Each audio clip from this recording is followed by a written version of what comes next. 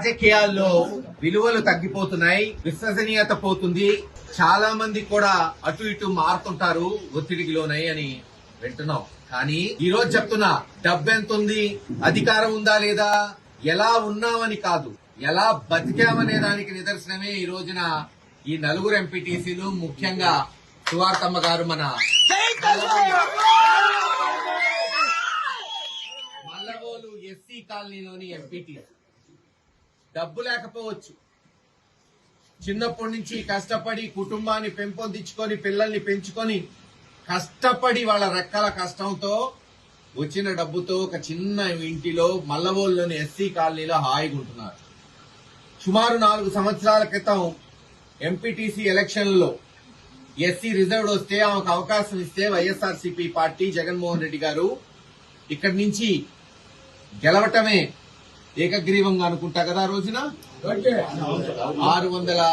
650 మెజార్టీతో గెలిచి చూపెట్టింది. ఈ రోజు చూసాం, మళ్ళీ ఎంపీపీ ఎలక్షన్ వస్తే ఎంత ఒత్తిడి వచ్చిందంటే ఈ మండలంలో. మా పోరాటం తెలుగుదేశం నాయకులతో కాదు, ఇక్కడ మా పోరాటం పోలీసులతో. అది దాచేపల్లి సీఏ కావచ్చు, పిడుగురాళ్ల సీఏ కావచ్చు. ఆ కొడుకుని తీసుకెళ్లారు, గంజాయి కేసు పెడతా అన్నారు. చిన్న కొడుకుని తీసుకెళ్లారు, మళ్ళీ మర్డర్ కేసు పెడతా అన్నారు.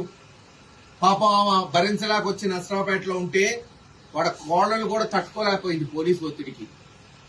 వచ్చి ఒకటే చెప్పింది, ఎందుకులే రాజకీయాలు మానుకుందాం, అవసరమైతే రాజీనామా చేద్దాం అంటే సువార్తమ్మ గారు ఒకటే చెప్పింది, నాకు వైఎస్ఆర్సీపీ పార్టీ అవకాశం ఇచ్చింది, ఉన్నంత కాలం ఆ పార్టీలో ఉంటాను, అవసరమైతే నలుగురికి సేవ చేస్తాను తప్పితే ఈ భయానికి లొంగే ఆమె కాదని నిజమైన పల్నాటి పౌరుషం అంటే ఏంటో చూపెట్టి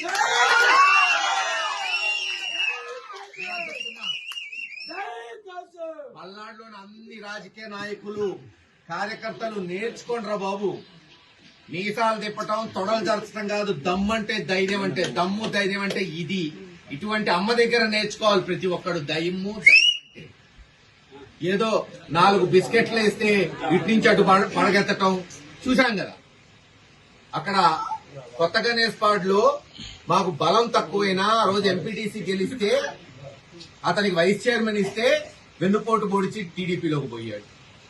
లేదు, వేమవరంలో చూశాం, యూజ్లెస్ ఫెలో, పనికిమాలినోడి కింద లెక్కేయాలి. ఇటు గెలిచి అటు పోయాడు. అక్కడ ఎంపీటీసీ ఎవరో శ్రీనివాస్ రెడ్డి ఎవడో వేమవరంలో, అది వాళ్ళ పాలసీ. కానీ సువార్తమ్మ దమ్ము ధైర్యం అంటే ఏంటో వైఎస్ఆర్సీపీలో చూపెట్టింది.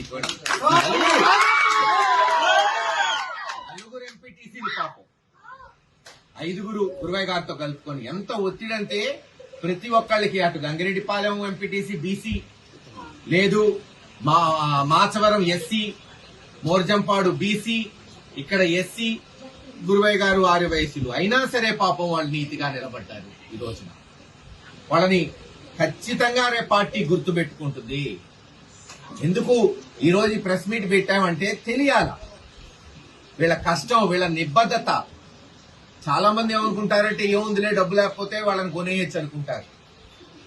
తెలుగుదేశం వాళ్ళు కొంటామన్నా వాళ్ళ కుదరలా, ఇటువంటి వాళ్ళు అమ్ముడు పోలా. ఇది వీళ్ళ నిబద్ధత. ఈరోజు అమ్ముడు పోయి ఉండొచ్చు మిగతా వాళ్ళలాగా, కానీ పోలేదే. ఖచ్చితంగా గుర్తు పెట్టుకుంటాం ఇటువంటి వాళ్ళని. రేపు అధికారం వచ్చిన తర్వాత మొట్టమొదట న్యాయం చేసేది ఇటువంటి కష్టకాలంలో నిలబడిన నాయకులకి, కార్యకర్తలకి అని తెలియజేస్తున్నాం. అంతేకాదు, రేపు ఎవరైతే వీళ్ళని బెదిరించి అదిరించారో పోలీసులు చూస్తారుగా ఈసారి.